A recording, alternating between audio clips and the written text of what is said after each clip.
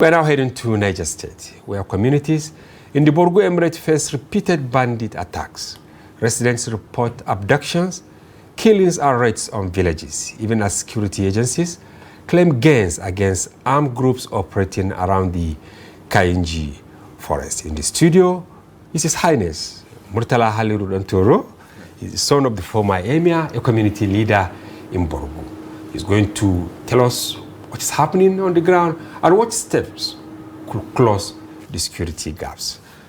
Welcome to our studio once again.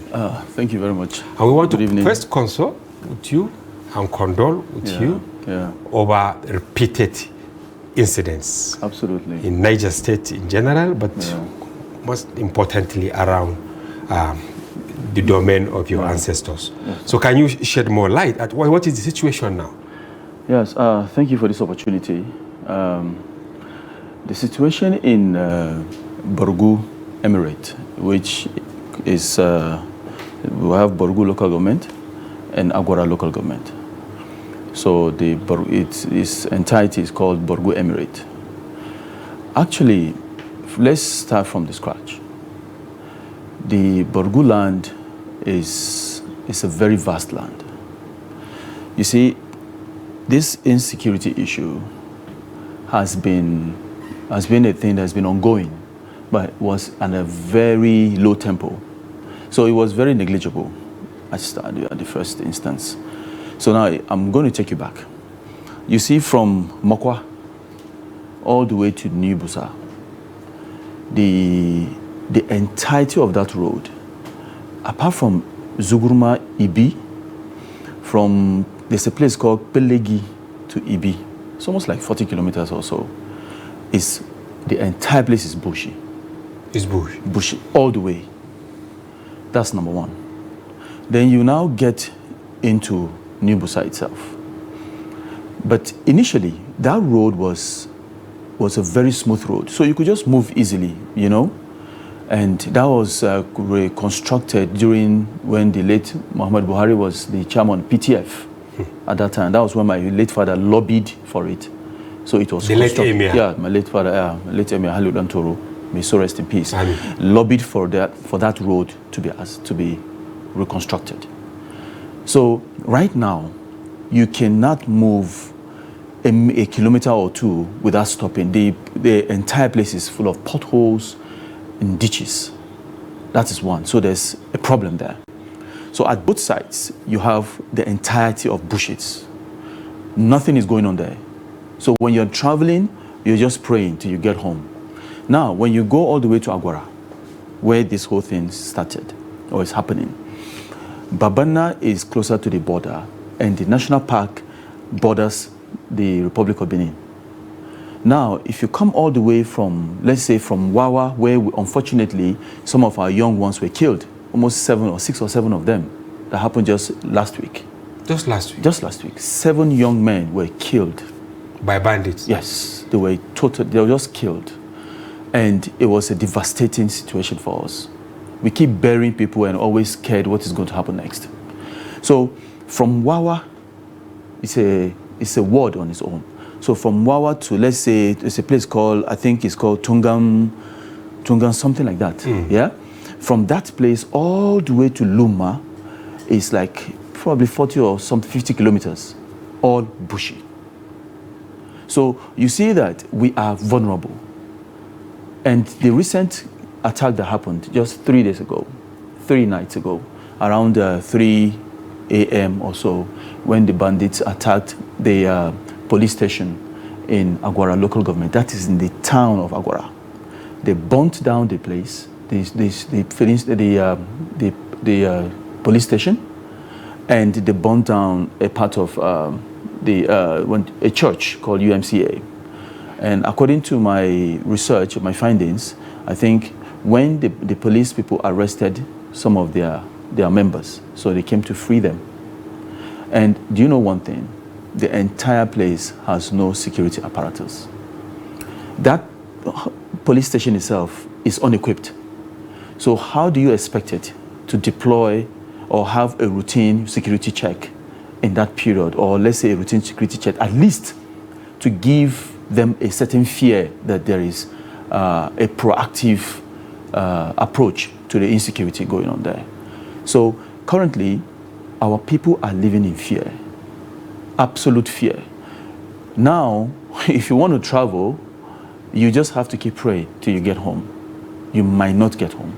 And in most cases, prayer alone, of course, prayer, the efficacy is unprecedented, but then that is why you have government, right? Yes, of course. Now, we'll get to that. I tend to ask, you have the Kainji National Park, right? Yes. You have this place where we even have, our Tucanos, where you have prison, where, some of my suspects, high-profile suspects, are being kept. Yes. Is that place an island, separate from these communities? No, the prison, that's the prison, yes, is in New Busa. The prison is in New Busa. How far is it from, when you put Borgu town with... No, you see, Borgu, New Busa is like the capital, is the capital's town of Borgu Emirate entirely. So it's, in the capital, there's virtually everything. That's where we have the federal parastatals. Yes. We have the 221 battalion. Even our Tucanos are there, right? This is what they told. Yeah, you see, and then we have the Air Force base, and we have the, I think, the temporary base for the the Navy. Yes. And it's so ineffective at the moment because everything that is going on there is no action. There is no proactive action. And our fear is, why the silence? Why not help us? Why not come to our aid? And I am more keen in transferring the message to the president himself because he's the Jagaban of Borgu. And that is what I wanted to ask. If he was given that title by your late father, yes, is that correct? Of course, yes. Now, yes. Jagaban Borgu, that title with him for a very long time. Yes, very long time. Probably he had been visiting that area even before he became president. Yes, because... Was he ever there since he became president? No, was not there. No. The thing is that I am drawing his attention to... He's a father. I know him, I know him so well to the point that he visits our late father in Borgu. And they were very close. They were very close. Extremely close. I think their friendship started from the Senate. So the thing is this. If Borgu today, if my father was alive, these things won't be happening. How do you know? Because if it happens, there will be immediate reaction to solving the situation. But right now, he's not alive. So but you still have an emir. Yes, an emir, but he is not our father. The relationship with our father was with the president. And you know how this is. This is two people who are elderly. What is your relationship with the current emir? Oh, the incumbent emir of Borgu? Yes. What is the relationship? What is your relationship with him? He's my brother. He's my brother. Did he not build from where your dad stopped? No, he's doing his best. Okay. Yes, he's doing his best. But everybody has a limit. The federal government has the power. But you believe your brother is really pushing? He's doing his best. I will put it that way. But he has a limit. Do you understand? What he can do? Yes, to what he can do. How close is he to Governor Bago? I don't know that because I am not part of the government.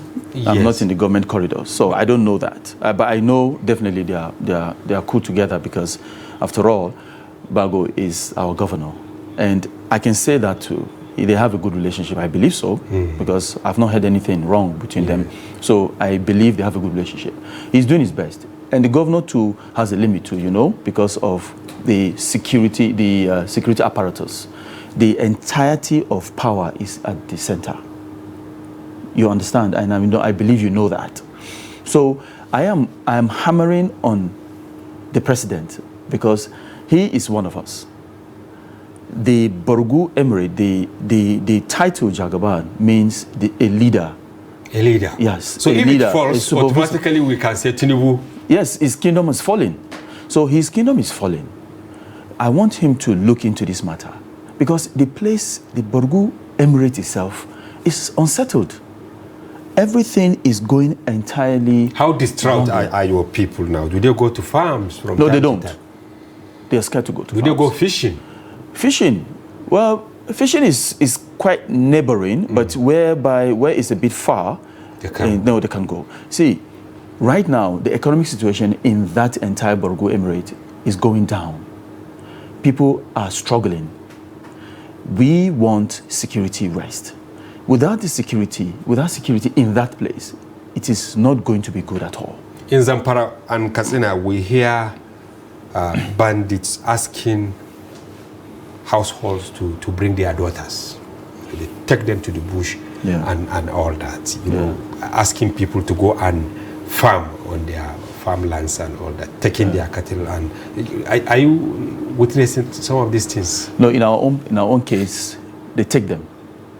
They don't ask them. They don't ask for them. They take them. Do you know why? There is no proactiveness. That's the problem. When you're not proactive and you are reactive, they will continue doing what they are doing because they know nobody's coming for us. Nobody's coming to secure these people. Are they indigenous, some of these bandits? Or No, I don't think. Borgu has been a very beautiful place with beautiful people. Are they Fulani? I mean, of course, we have the New Powers, we have different ethnic nationalities. The Borgu indigenous are called Bisa. Bisa. We have. But you also speak Nupe. Yeah, we have people who have migrated to stay there as Nupe, but the place is for Bisa people. And you know, Nigeria is multicultural. Yes. So in fact, the bottom line is we live in peace. The Fulanis, the Igbos and Yorubas, and then people from the east. We all live in peace. The potential. Yes, yes, because Borgu is a fertile land. Look, Borgu is blessed with mineral resources. Do you know that right now people are mining in Borgu? Okay, is there a correlation between the mining and what is happening? There could be. Interest. You heard of the encroachment by Lakurawa also? No. Lakurawa? We heard that some of them are inching towards that axis. Okay, you know especially what? Especially from KB. You know, this is it. Okay. In Borgu, you can access KB State via Agwara. You can access Kwara via Yashikira. So when these guys operate, they transfer from Agwara to KB to Zamfara. So Borgu is a blessed location where you could move from this side to the other side. It's like a crossroad of sorts. Yes, of course. So, and that makes it more vulnerable because it's very vast, and the unfortunate situation is that the security system over there is ineffective. When you say ineffective, and that was why I earlier mentioned the Kainji, national assets there. You have the Kainji Dam, power installations, you have the prison. I'm talking about the larger area. Yes, the prisons where they keep high criminals, even our Tucanos there. So I don't understand. Is it that even if there is distress call, these security operatives, they don't really act, or they wait for orders from Abuja? Are they also incapacitated? Yes, they're incapacitated. When you are not equipped, what do you do next? What is the use of the Tucano there?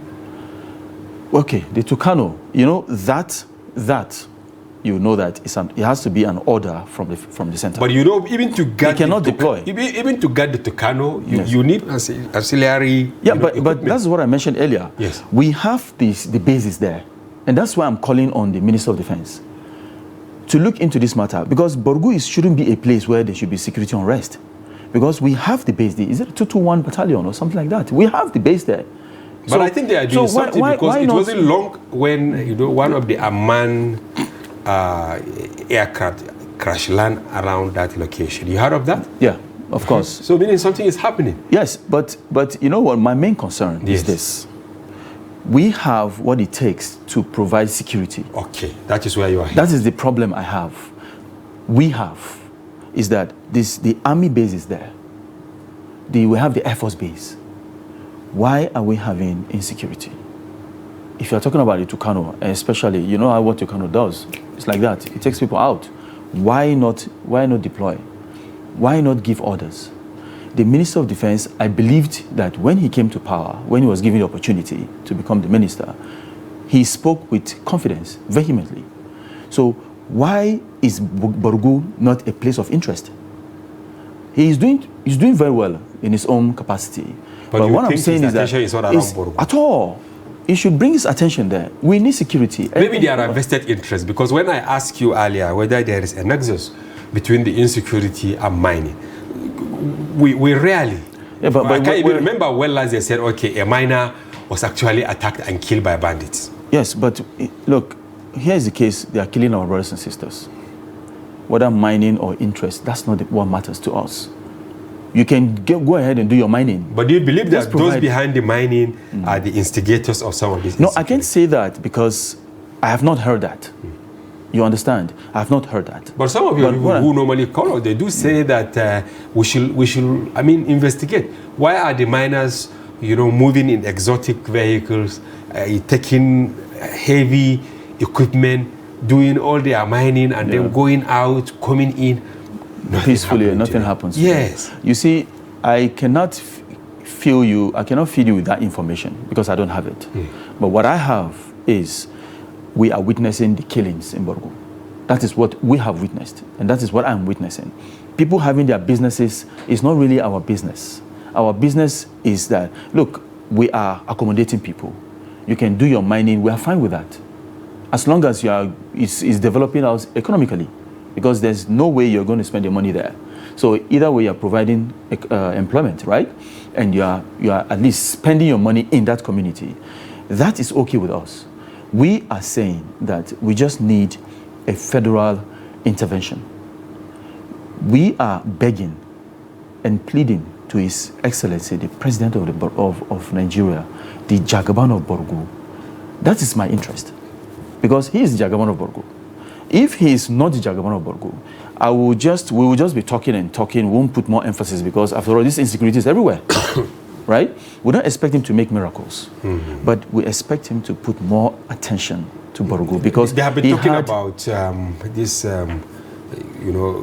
mining guards, forest guards, and all that. But you need to equip these people, even the vigilantes. Do you know that we have vigilantes in Borgu that know the entire terrain? They know the terrain. Exactly, and that is another thing that we have to look at. I am calling that our vigilantes should be trained. They know the terrain. They can tell you with their eyes closed where these people are. But they are not equipped.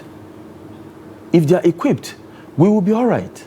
They will work in synergy with the police. So where is the problem, Highness? If you look at it, we have police, civil defense, military, right?